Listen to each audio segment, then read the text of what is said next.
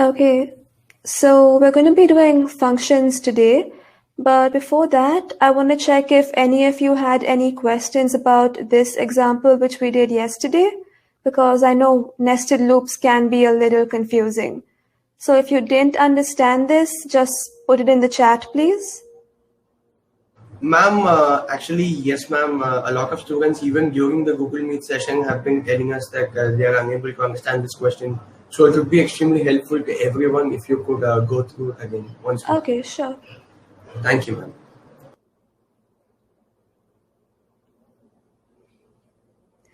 Okay, so I hope you remember the question itself. That was basically we have to find the smallest Harshad number which is greater than or equal to n. Okay, n is our input. And the condition is it's a number which is divisible by the sum of its digits. Okay, so the number we're taking as input first, and then we have this while true. Okay, so why I've written while true is because I don't know when I'm going to find the number. Okay, it could be the next 1,000 numbers, it could be the next 100 numbers, or even just 2 numbers. I have no idea when I'm going to find that number. So that's why I've used while true. Okay, because I want this loop to keep executing until I find that number which satisfies the condition. This is the condition. And only then I want to break out of my loop. Okay, end my loop. Okay, so is it clear why I've used while true? And yes, I'm seeing some questions that you can do it with strings itself. That's fine too. That's absolutely correct. I just wanted to show you how to reverse a number when you're using the number itself instead of a string. Okay, so did everyone understand why I've used while true? Okay, I'm going to continue.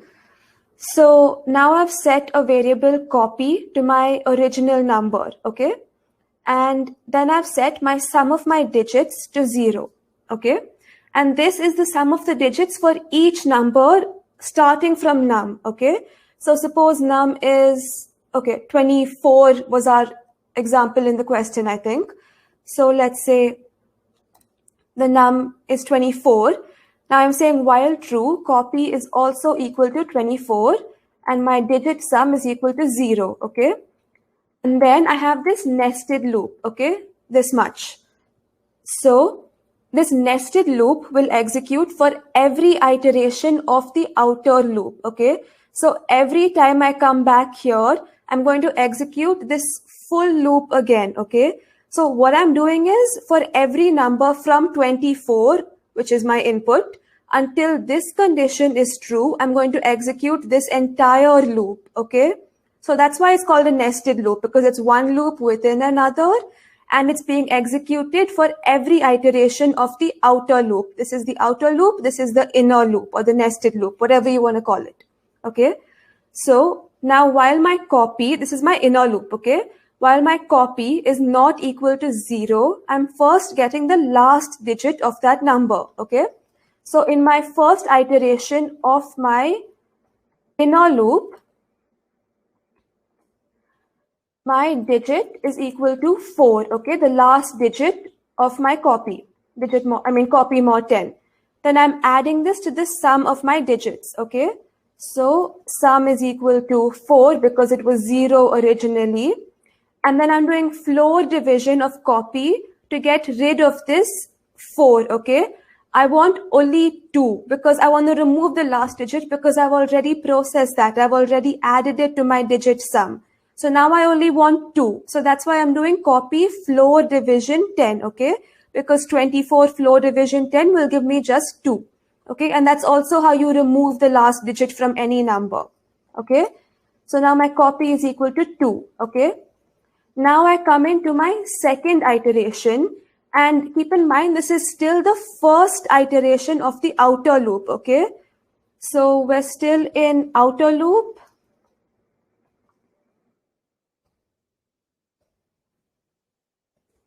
Iteration 1, okay? Just to be clear about that. And inner loop, iteration 2, okay? So now my copy is not 0, it's 2. So I'm setting digit to copy modulus 10, which is 2 in this case, okay? I'm adding this 2 to my digit sum, which is 6, 4 plus 2, 6. And then I'm saying copy is equal to 2, floor division 10, okay? Which is going to be 0, right? Because if I have 2 floor division 10, I'll get 0, right? So now I'm going to come back here, and now my copy is equal to 0, right? So I exit my inner loop and I come to the next line of my outer loop, okay? I'm continuing with the first iteration itself of my outer loop, okay? And I'm seeing, is my number modulus digit sum equal to 0? In this case it is, because 24 modulus 6 is equal to 0. So I'm breaking out of my loop, okay? Now suppose it wasn't, I would increment my number by 1. Let's say we had started with 23, okay? This condition would not be true.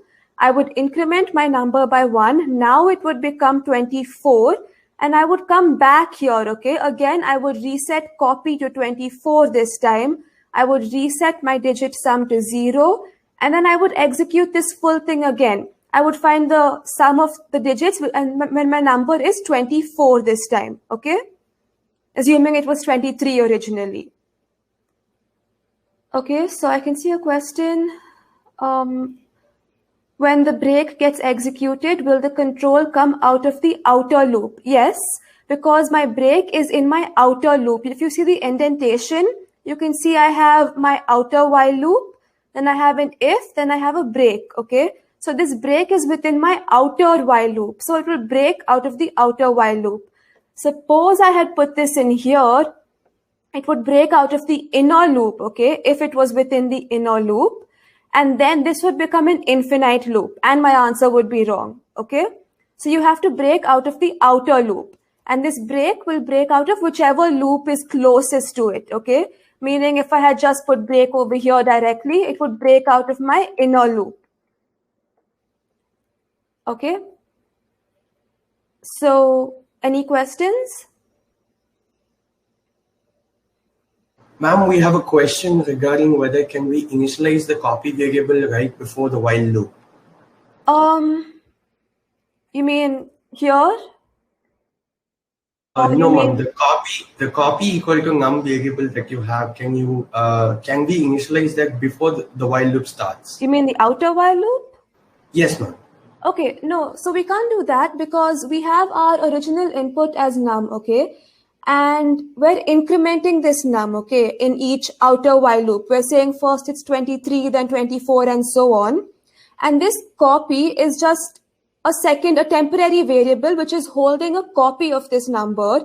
And the reason we're using it is because when we find the sum of the digits, when we're going through the digits one by one, the copy gets reduced to 0, okay, in each complete set of iterations of the inner loop.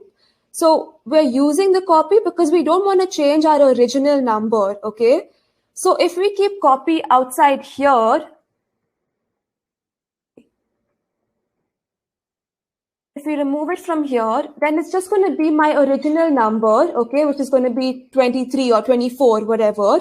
I'm going to execute everything once. The first time it will work fine, okay? But the second time, since my copy is 0 within this inner loop, at the end of this inner loop, it will be 0 in my second iteration of my outer while loop also, okay? So what I'm trying to do is set copy to my number before I start every inner while loop, okay? In every iteration of my outer while loop. Okay? So, yes, ma'am. And we have another question asking whether we can write line 10 in shorthand. Yeah, you should be able to. The same as you run it here doesn't really make a difference.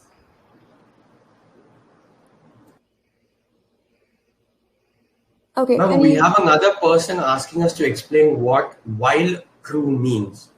Okay.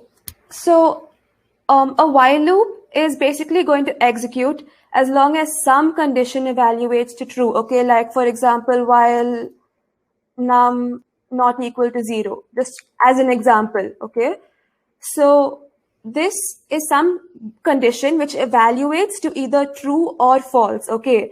Num not equal to 0. And if I write while true directly, all it means is that this condition is always going to evaluate to true because it's just true directly. So my loop is just going to keep executing. It's never going to stop. What I'm trying to say is I don't have a stopping condition. I just want my loop to keep executing until I break out of it. You don't have to write true. You can even write 1 or something. That will probably work too, okay? This is just what I prefer to do, writing while true. It just has to be something which is not a stopping condition. You never want it to be false, is the point. Okay, any more questions about this program? Ma'am, we have another question asking you to explain the iterations inside of the loop. You mean the inner while loop or? Yes, ma'am. That is exactly what they've asked for. Okay. So let's assume that our copy is 24, okay, like I've done here. So while my copy is not equal to 0, so what is this step doing? This step, digit is equal to copy modulus 10, is getting last digit of copy, okay? So in this case, 24 is copy, so copy modulus 10 will just be 4. Okay, it's the remainder when 24 is divided by 10. Okay, then I'm adding this digit to the sum of my digits which I have so far. So in my first iteration, my sum is going to be 0, right? Because I haven't added any numbers yet. It's my first digit. So it's going to be 0 here. And I'll just add this 4. Okay, so my digit sum is equal to 4. Okay, this is digit sum. Then I'm going to say copy is equal to copy floor division 10. Okay, so this is removing the last digit. Okay, and why are we doing this? Because we've already processed this 4, right? We don't want to keep adding 4 over and over again. After we add 4 to our digit sum, we want to remove it entirely. And now we want to add only 2, right? We want only 2 plus 4. So that's why we're removing 4 in this step. So now copy is only 2. And then we repeat the same thing again. Get the last digit, which is 2 in this case, since we removed 4. Then add it to my digit sum. My digit sum was 4 over here. So 4 plus 2 is 6. And then again remove 2 because I've already added that. And this time 2 floor division of 10 gives me 0. Okay, and I've added all my digits now. I don't have any more digits to add to the sum. So now when I come back here, my copy will be 0 and I will exit this inner loop and the sum of my digits will be 6. 2 plus 4, 6. Okay? And the same thing applies for as many digits as you have. I'm just showing you with 2 numbers because it's easier. Okay? Any more questions? Okay, I can see a question. Can we write the copy is equal to copy floor division of 10 by 24? I think this is what the question is asking.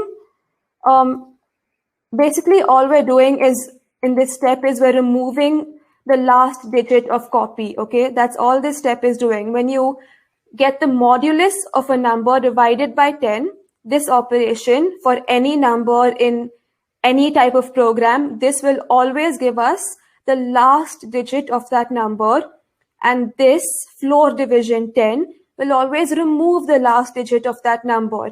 If you want to work it out on a paper or something, if that makes more sense to you, you can do that, okay?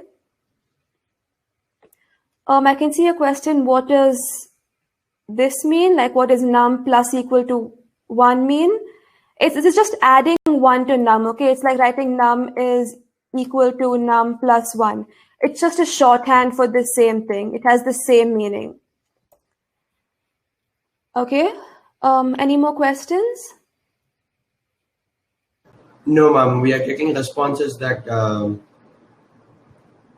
Ma'am, we do have a question actually. We have a question which is basically asking us, when does num plus equal to 1 execute? When does it execute? Okay. So at the end of every outer while loop, it's going to execute. So suppose we started with 23, okay? And in this case, just ignore all of this other stuff, okay? We start with num is equal to 23. And in this case, after we execute this, we'll have digit sum is equal to 5, right? 2 plus 3, 5. And 23 modulo digit sum 5 is not going to be 0. So this line won't execute, okay? So in that case, we'll come here and we'll execute num plus equal to 1. So as long as we don't have a number which satisfies this condition, we'll be executing num plus equal to 1, okay? Basically, until we find the number which is the correct output for this question. Okay? And one more question, they have asked to run this program with an example to see the output. Sure. I hope I didn't make any changes. Let's see. Okay, so 23, let's see a bigger example.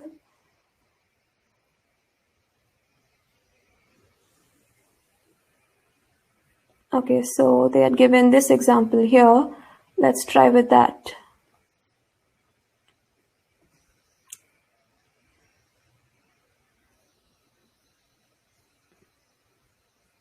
Okay, just give it a minute. It's a little slow sometimes. Okay, so this is the expected output in this case. I'll show you with a smaller one. So in this case, 25 is not divisible by 7.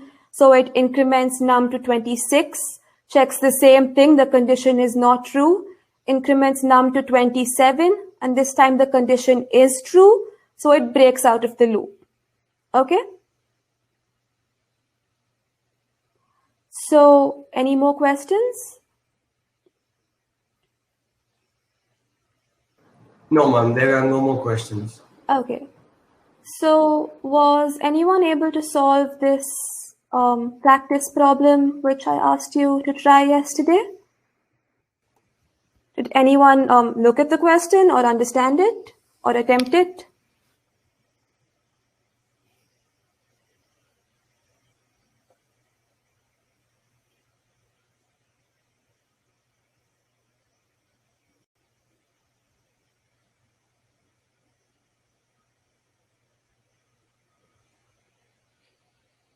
If anyone attempted it, can you try putting the solution in here?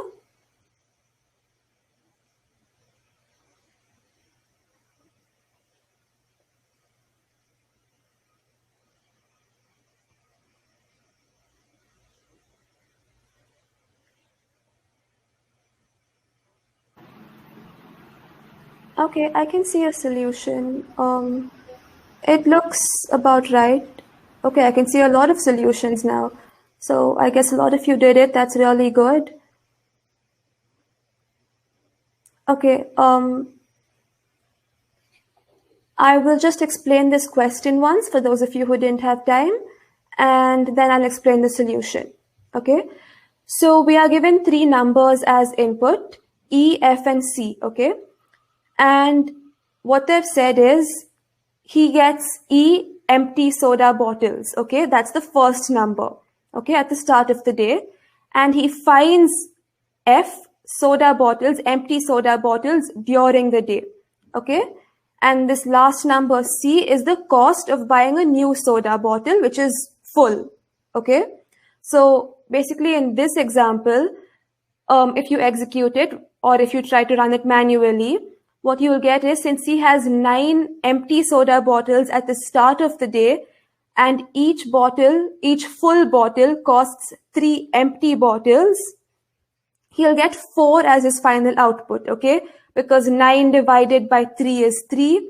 And then each time he drinks a bottle or he buys a new bottle and drinks it, he ends up with 1 more empty bottle, okay? Should I write this out for you? For those of you who are not following, I think I should do that. Okay, give me a minute.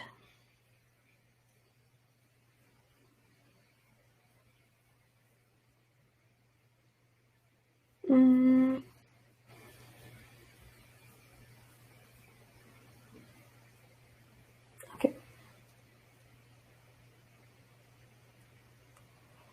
So, what they're saying is initially he has 9 empty bottles. He has found 0 bottles, 0 empty bottles in this first input, okay? And the cost of 1 full bottle is 3 empty bottles. So let me just expand that. Cost of 1 full bottle is 3 empty bottles. Okay? So now they're asking how many sodas does he drink during the day? Okay? Given this as the input. So first, he has 9 empty bottles. Okay? So the first step is he sells 3. Okay? And when he does this, he's left with 6 empty bottles. 9 minus 6. Sorry, 9 minus 3. And he's bought 1 full bottle. Okay? So 1 full bottle. So now our initial count, which is the number of sodas that he drinks during the day, which is the question, is 1. Okay, so we increment count by 1. Okay, then when he does this, he has 1 full bottle plus 6 empty bottles. Okay, so let's say he sells another 3 bottles. Okay, so he sells 3 again, and this time he has 6 minus 3, so he has 3 empty bottles. Okay, and he's bought 1 more full bottle, so he has 2 full bottles now. Okay, so count is being incremented by 1 again. Okay, now he still has 3 empty bottles, so he can buy 1 more full bottle. Okay, so he sells 3 again, and now 3 minus 3 is equal to 0 empty bottles, and now he's bought 1 more full bottle, so he has 3 full bottles. Okay, so we're doing count plus 1 again. And now he has 3 full bottles, and you're going to assume that he drinks them because it's written over here that he drinks them as soon as he gets them. Okay, it's somewhere in the question. Okay, he just keeps drinking the sodas. So now we had 3 full bottles which he hasn't used yet. So assuming he drinks them, we have 3 more empty bottles left. Okay, from the ones which he purchased over here. Okay, so since he has 3 empty bottles again, he can purchase 1 more full bottle. So now we increment count by 1 again. Okay, so that's how we're getting 4, because he had 9 originally, and 9 divided by 3 is 3, since each costs 3. And then each time he bought 1 bottle, we incremented our count by 1. And then assuming he drinks those 3 bottles, we get 3 more empty bottles. So we can increment our count by 1 again. Okay, if you consider the ones which he buys also during the day. Basically, that's the point of this. Okay, was this clear?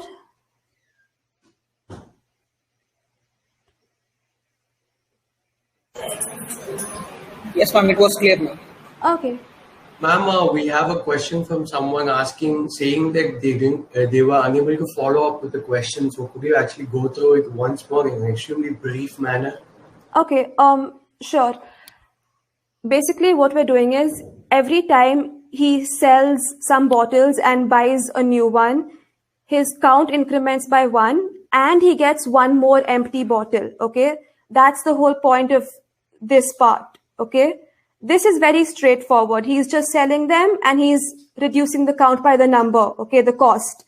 But each time he buys a new bottle, he drinks that, so he gets 1 more empty bottle which can be sold later. Okay, so that's why it was 4 in this case. So just consider the fact that he is buying bottles and those also will be emptied at some point. Okay. If you can just go through what I've written over here, hopefully it will make sense to you. Can you please try with another test case, ma'am, as given in 552? Okay, sure. So this time E is 5, F is 5, and cost of 1 full is 2 empty bottles, and my count is 0 again. Okay, so this time he is going to sell 2 empty bottles. Okay, so what we'll do before we start this is we'll add up E plus F. Okay, so we'll say total is equal to E plus F, which is 10. Okay, because it doesn't really matter whether he had them or whether they were found. At the end of the day, they're bottles which he can use. Okay, so we'll just add them up and use them as one big set of bottles. Okay, so he has 10 bottles. He's selling 2 to get 1 full bottle. Okay, because that's the cost of 1 full bottle. Okay, so 10 minus 2 is equal to 8. Okay, so he's left with 8 empty bottles. And he's bought 1 full bottle. Okay, so now assume he drinks this immediately. Okay, if that makes it easier to understand. So now if he drinks this immediately, he will have 9 empty bottles, right? Is this much clear?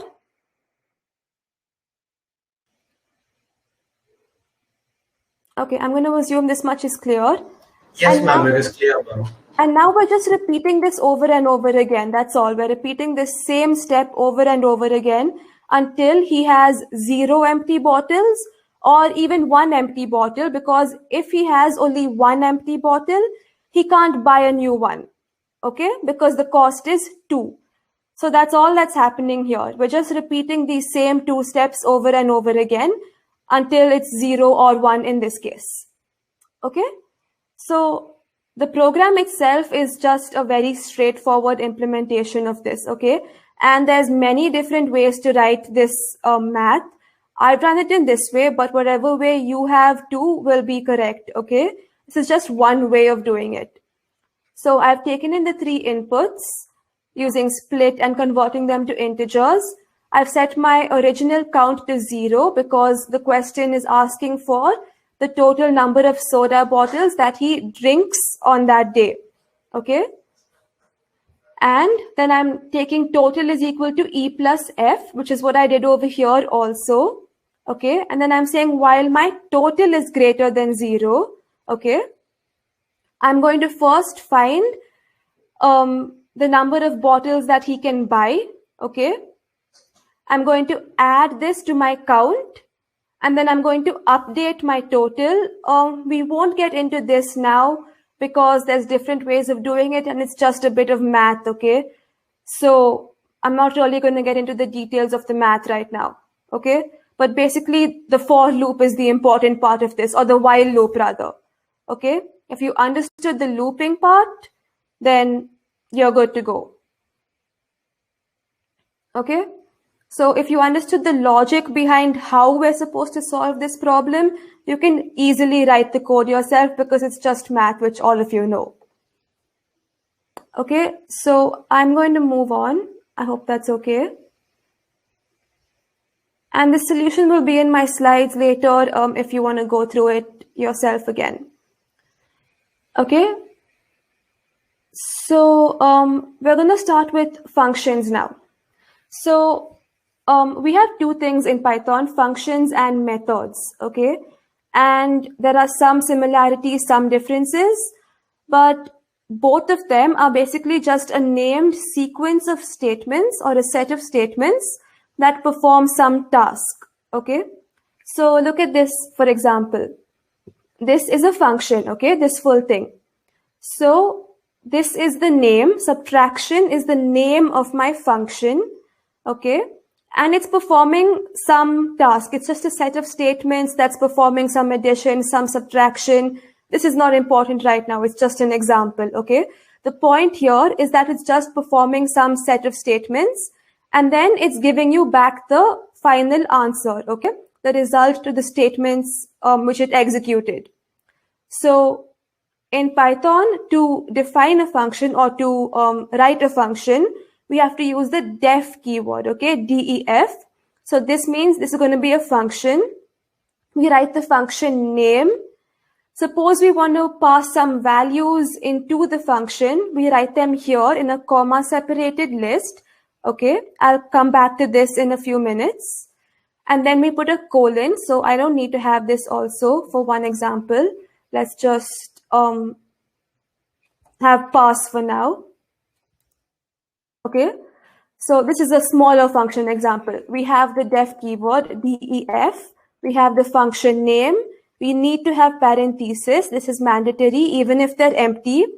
And then we need to have a colon, same as we had for while loops and if conditions. And then we need to have the statements in that function, okay? So I need to have at least one statement in my function. I can't just have an empty function. So I've used pass in this case just to show you what a function is, okay? And like we could see before, what the point of the function is to execute some set of statements and maybe return that result, maybe print some result, I don't know. That depends on the question, okay? So that's what a function is. And now, why do we use a function or a method? So I think in some previous example, we were doing reversing a string. Let's see if I can find that.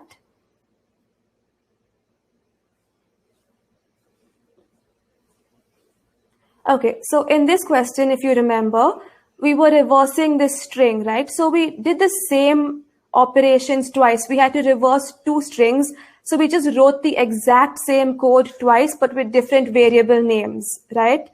And if we have a function, we could have just put this reversing string code into a function and reused that function, okay?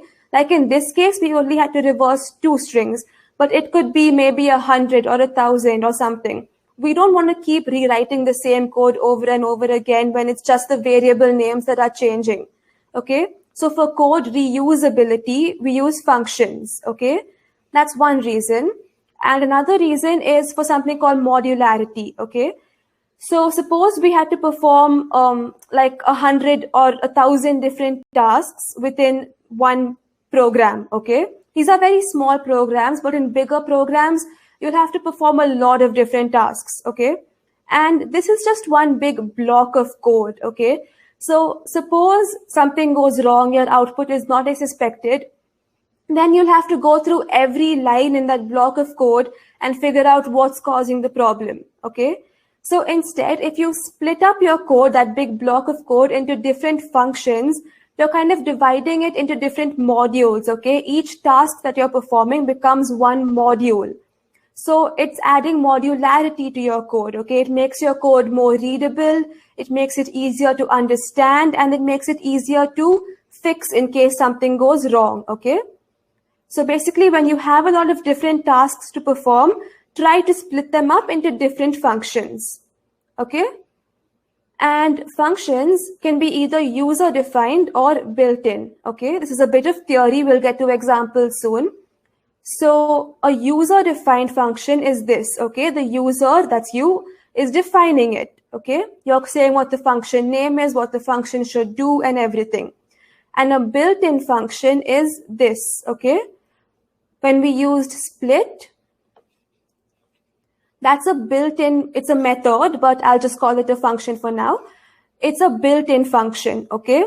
It's basically something which is already defined by Python. It's in the Python standard libraries, and like it's part of the language, basically. We don't have to implement this ourselves. We can just call this and it will perform whatever task it's supposed to, okay?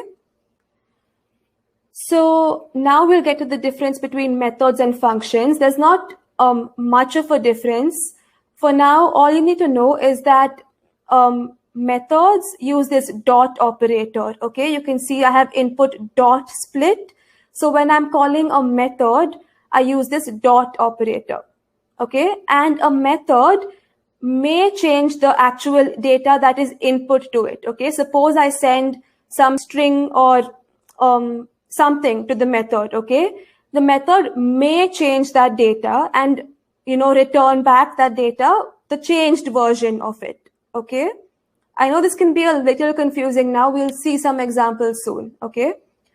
And a function typically does not change the data, okay? So this subtraction, for example, is creating some new data and returning that, okay? It's not changing this num1 and num2 that were given to it, okay? And you can see here, we're not using the dot operator. which is saying subtraction directly and then the parenthesis. Okay. And okay, so now an important thing is functions are not executed until they are invoked or until they are called. Okay, so let me comment that out. And now let's just look at this much. Okay, so this is my function definition. Okay, and also the indentation is very important in functions. Okay, just like we had indentation for the for loop and the while loop and the if and so on, we have to have indentations in our functions. Okay, so all the indented code here belongs to this function subtraction. Okay, so now I have this function here. Okay, and my execution, like when I try to execute my code, let's say I put some syntax error. Okay, this line. Okay, this is a syntax error because I don't have any variable called n. Okay, and I'm going to comment out this line. Okay, so I'm just going to enter something and I'm going to see there's no error, right? Normally I would get some sort of error message over here, but there's no error showing up. So what's happening is this function, the code inside the function, does not get executed until you invoke that function or until you call that function. Okay, so even though it is written before you call the function, it's not executed until you call the function. This line here, we written in the function name and some values for num1 and num2. This is called invoking a function or calling a function. Okay, so now when I execute it this time, I'll get the error because it's trying to invoke this function. It's coming to the first line of the function, executing this, and this is wrong, so it's throwing an error. Okay, and also you can see this 10, 7 and num1, num2. Okay, so what this is okay, so these are called function parameters. Okay, and they're basically the placeholders in the function definition. Okay, they're just variable names. They don't really have any value by themselves. If I don't call this function at any point, okay, then num1 and num2 don't really have any values. They're just empty variables. Okay, so here 10 and 7 are called the arguments to that function. Okay, they're the actual values that I'm passing into this function. So I want my function to work with these values. Okay, and at the end I have this line return result. So return is also a keyword, and what return means is come back to this line, to the line that invoked the function, and return this value, give back this value. Okay, so now I will comment this out again so that it will execute, and it'll just execute 10, 7 as num1 and num2. It's sending 10 to num1, 7 into num2, executing all these random operations and returning result. Okay, so suppose I create a variable here,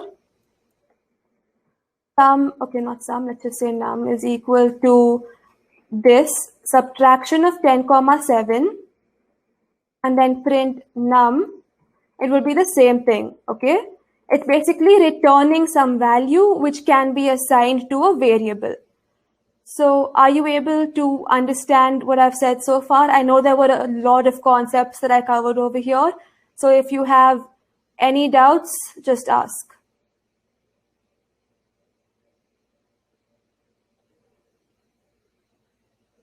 Does anyone have any questions? Or did I go too fast? Ma'am, we have a question which is asking what is modularity? Okay, so this would be like easier to explain if I had a really big block of code, but just look at this one, for example. Okay, let's say I'm performing one more task, or let's just say these are two different tasks. Okay, this task is reverse a string, and this task is check which string is bigger.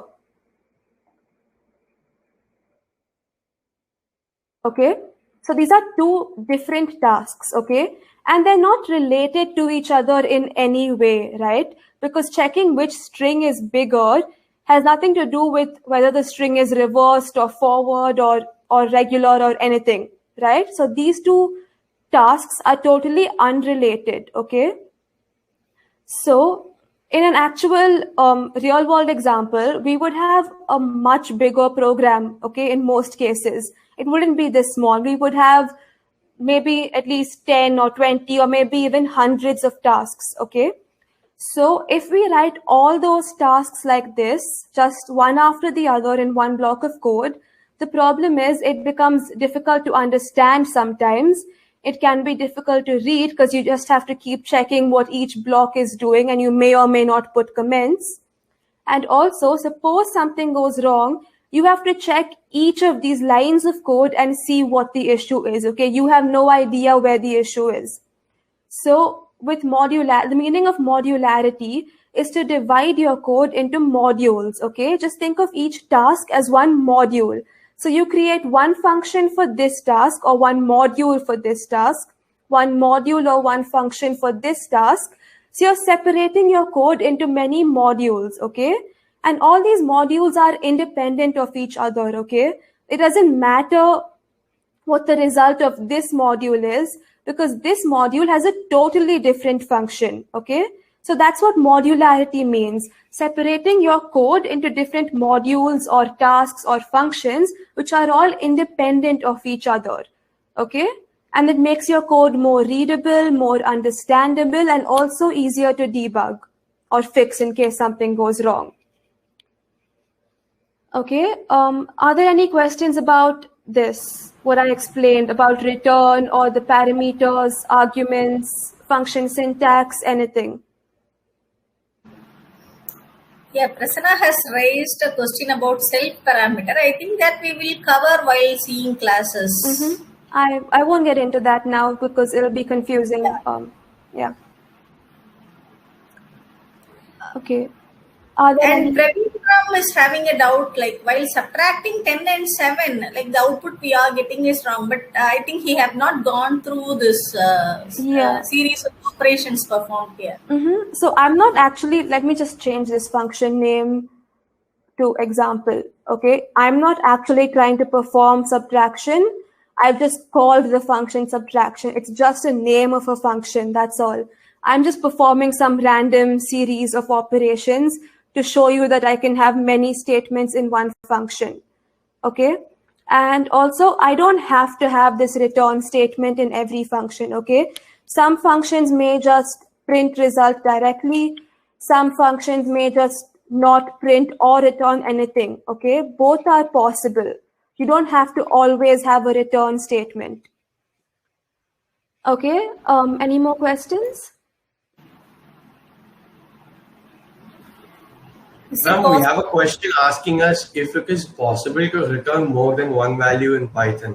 Okay, yeah, you can return more than one value. I could return maybe result, comma 1 if I want, or num1, okay? You can return as many variables as you want, as many values as you want. Okay, I think we may be having an example of that in one of the problems later. Okay. Ma'am, one question they are asking is, can function name contain digits? I think it can. Let's see. Okay, yeah, it can. There's no problem with that. Okay, any more questions?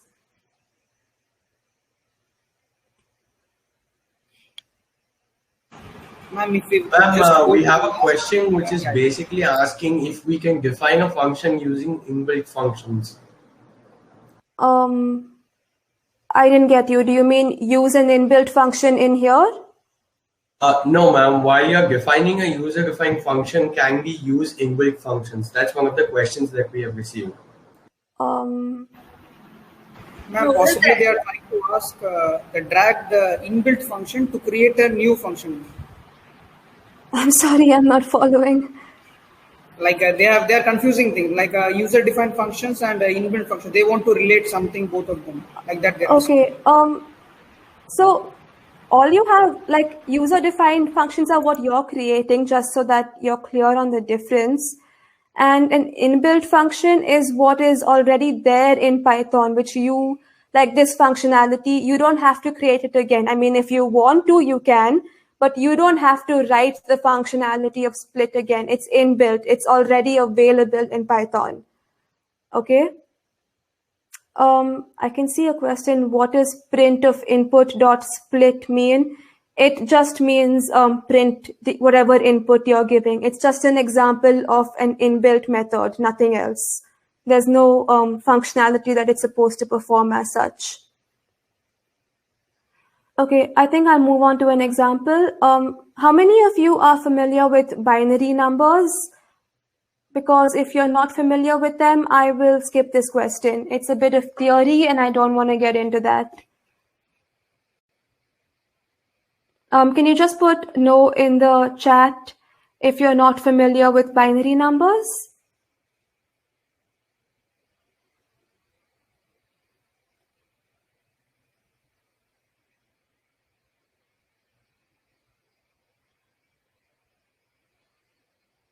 We have a lot of responses that are saying that they are familiar with binary numbers. Okay. If a lot of people are familiar with it, then we'll go ahead with this question. I'll give you a maybe brief explanation of what a binary number is. Okay. So these are called decimal numbers. Okay. 13, 47, the regular numbers which we use when we're just writing numbers. Okay. That's called a decimal number or a number to the base 10. Okay. I'm not going to go too much into the theory concept here. A binary representation of a decimal number is basically representing the number using ones and zeros. Okay, like for example, the binary representation of 13 is 1101. Okay, how we get that I won't go into, but basically every number has a binary representation. Every decimal number has a binary representation. Okay, a representation using only ones and zeros. Okay, and that's called to the base 2. So what they've asked here is you are given a number, okay, a decimal number. We want to convert it into binary form, into ones and zeros. We want to reverse that binary form, and then we want to convert it back into the decimal form and print it. Okay, I'm not going to be doing programs for the conversion, but I'll just be showing you the use of functions for this problem. Okay, that's the point of this problem, to see how functions are used. So can anyone suggest any solution? And did you understand the question?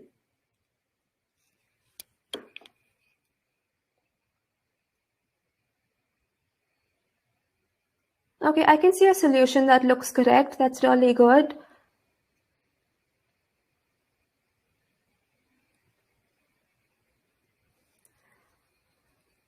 Any questions about this problem?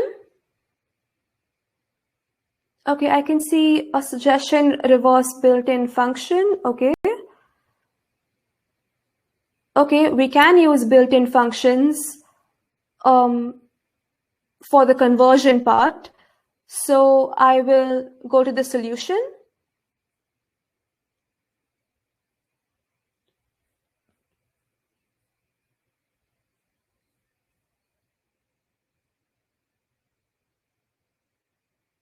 Okay, so just remember the point of this is the functions. Okay, that's what I'm trying to show you. So I'm taking a number as input, and then I have one function here, get binary representation of that number. Okay, so that's my first task or my first module. Okay, so that's what I'm doing first, getting the binary representation, and I'm taking the number. This is an inbuilt method or an inbuilt function, bin of number, which converts it into the binary format. Okay, that's what this does. Okay, and I'm saving that binary version of the number in result. Okay, And this binary version, let me just print this and show you what it's going to give me. We may get an error somewhere here. Let's see. Okay, so we got an error because I removed that line. But basically, the binary version in this conversion will start with 0b. Okay, so that's why I have this replace 0b with nothing. Okay, replace is an inbuilt method. Okay, because I'm using the dot operator. You can use the names interchangeably most of the time, function and method, but just remember that method uses a dot operator, function doesn't use one in Python. Okay, so since I have this 0b that I want to remove, I'm going to replace it with nothing. Okay, so inbuilt method here and inbuilt function here, and this is a user-defined function. Okay, so first I'm getting the binary representation, and here I'm returning my result, okay, which will be 1100 because I'm replacing this 0b with nothing. Okay, that's what this is doing. And then I'm saying binary is equal to reverse string. So this is one more function. There are different ways to reverse a string. This is the way in which I have done it. Okay, the same way that we saw before using a for loop. Okay, and then I'm returning my reversed string. Okay, and then I'm just directly printing my output. Okay, so I'm printing my function call get decimal representation of my reversed binary string. Okay, so again, this is an inbuilt function which converts it, and this comma 2 is because binary numbers are to the base 2. So I'm saying convert it, and my input is some binary number. So number comma 2 means my input is a binary number. Okay, and then return my result at the end, and that's what gets printed here. I can have one more variable equal to this if I want, but it's not necessary, so I didn't add it. Okay, any questions about this? Did everyone understand how the functions are working and which ones the functions are? We have 3 user-defined functions here. We have one inbuilt function here, an inbuilt method here, and one more inbuilt function here. Okay? Any questions about this? And let me just show you one more thing. Suppose I put that after this, okay, my function definition after I call it, I'm going to get an error, okay? So there'll be an error because even though it's not being executed until it's called, we still have to create or define the function before it's called, okay? So this part has to be before we invoke it, but this is executed only when we call it. Okay, I can see a question, how are we using the binary number as a string? This basically returns a string, okay? That's all.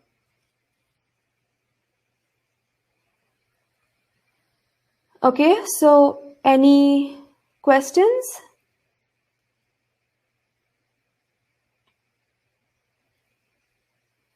Can I explain the second function? Okay, I think you mean this one. So this one is taking something as input. Okay, let's see where it's being called here. Okay, so this binary, which is the input to this function, will be a string, right? Because result is a string. Okay, and then we're sending that binary string, the reversed binary string, over here. I've called it number. You can call it reversed binary string if you want. It doesn't really matter, just a variable name. In this case, it's called a parameter. Okay, so we're saying result is equal to int of number comma 2. So I'm saying this is my input, okay, one argument to this inbuilt function int. Okay, number is a string at this point, okay, and 2, convert it to an integer, and this string is to the base 2. It's a binary string. Okay, so what's happening internally is just something which Python is doing. Okay, it is a string input in case you were confused about that. Okay, I'll run this program also.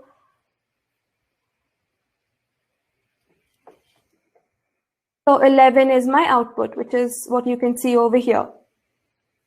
Did everyone understand this? I can see, can we use inbuilt function return? I'm not sure what that means. Basically, return is just returning a value, okay? So it's giving back a value, okay? So here I have get binary representation of some number and then return result. So this return result means whatever value I'm sending back over here will be set as the value of this variable which had this function call, okay? Should I move on to the next question? I think the next question may be a little simpler in case you're having trouble understanding the binary conversions. Okay, I think I'll just move on, and if you have any questions, I can come back here. Okay, so this problem is just implement a basic calculator, okay? You're given an operator, you're given two numbers, and you just have to apply the operation to the two numbers. That's it, okay? So there's no logic here really. All we're doing is seeing how the function calls happen. Let me just find this, okay.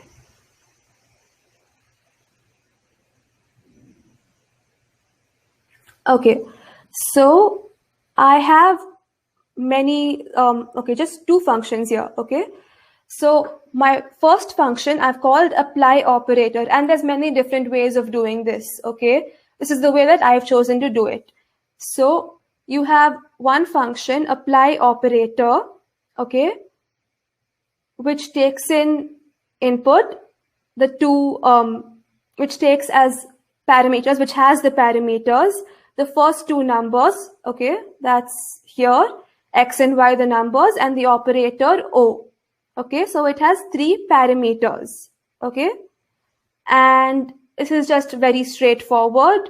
Based on what the operator is, I'm returning the result, okay? I'm just directly returning x plus y or x minus y. You could also have result is equal to, say, 0 initially, and then set result is equal to this, and then return result at the end. That's fine too, okay? Either way of doing it works. Okay. So one thing I want to bring up here is I've used if, I've used return, and then I've used else if, okay? So I don't need this else, okay? Not only because my operator will be different every time, but also because once I have this return statement, it means I'm leaving this function, okay? I won't come back to this function again unless I invoke it again or unless I call it again. So suppose my operator is plus in one case, and I say if O is equal to plus, I return x plus y, I return that value. That means none of these will get executed, okay? Even if they're just if and not else if, even if I don't put any condition at all, even if I just keep return x minus y directly, let's say I just keep return x minus y over here, okay?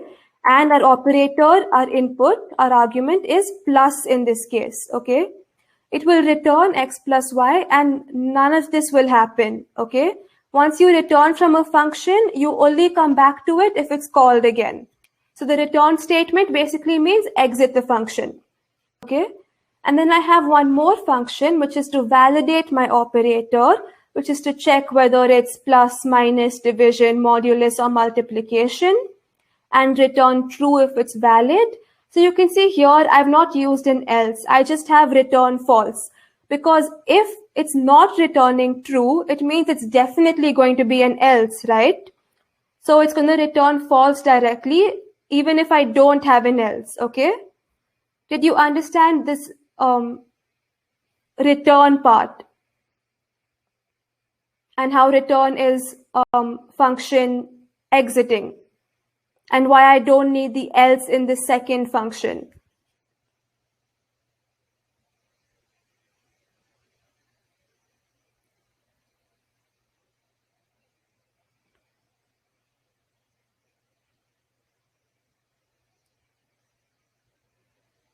Okay, I think that was a pretty simple example. Yes, ma'am. There are no questions from the chat, ma'am. You may proceed. Okay. So this is just taking the input and calling the functions. Okay. I'm calling my validate operator function first, printing the result of my apply operator if this returns true. This means if validate operator equal to true. Okay. It's just a short form of writing that. I don't have to write equal to true because it's implied. Okay, I think it's time, so I will continue tomorrow. I'll explain it again if necessary. Yes, ma'am. Yeah. Already we have reached 10 o'clock. So yeah.